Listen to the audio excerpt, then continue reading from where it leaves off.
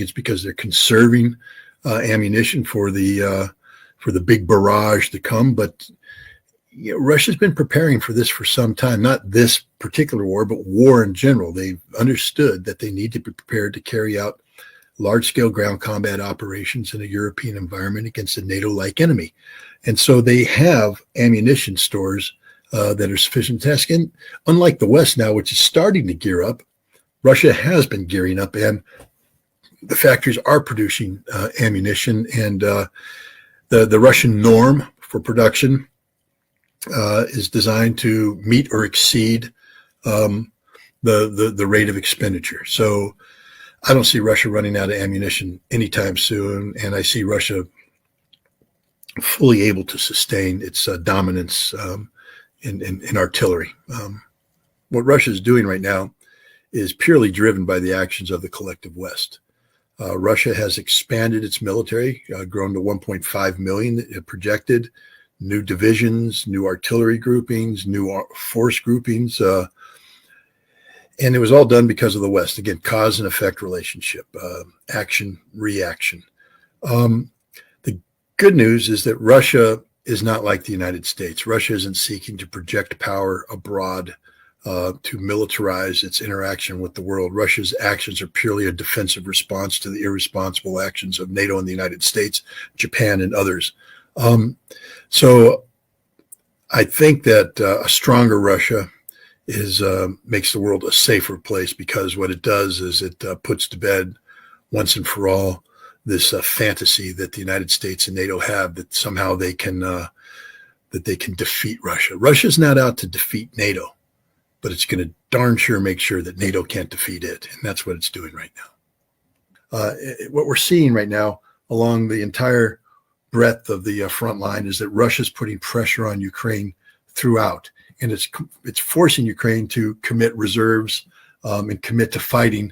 And so Russia's shaping the battlefield. And at some point in time, Russia's going to evaluate what this shaping has produced. How have the Ukrainians responded? Where have they put reserves? Where have they thinned out the line? And where they thinned out the line, are there significant defenses back there? How can this be exploited? And once they've done this and they pick the weakest spot in the line, that's where I think you're going to see the mailed fist go in, and that'll be the beginning of the end of the Ukrainian armed forces. Ukraine is a large nation, but the Russians are literally actively pursuing their objectives of demilitarization and denazification. And I think in the next coming months, Russia will achieve both. And at that point in time,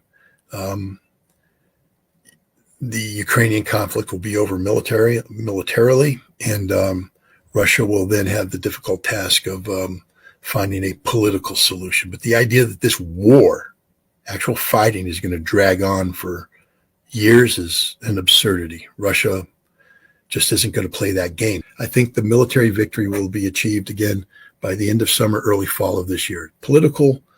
The political solution may take a little bit longer, but the military aspect of this conflict, I think, will be all over. And you know who else agrees with me?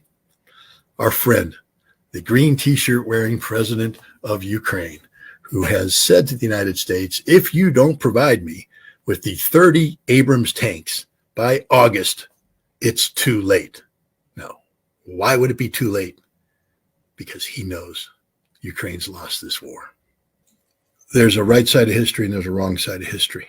Early on this conflict, some people asked me, what would I do if I were Ukrainian? And I say, I'd pick up a gun and defend my country, defend my homeland.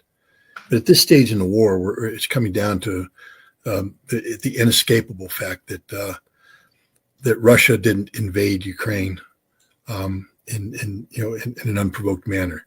We now know, thanks to Poroshenko, Merkel, and Hollande, that the Minsk Accords were a sham, designed to buy time for the United States and NATO to train a Ukrainian military, inclusive of neo-Nazi elements such as the Azov Battalion, for the sole purpose of engaging ethnic Russians in the eastern, in Donbass, and to kill them.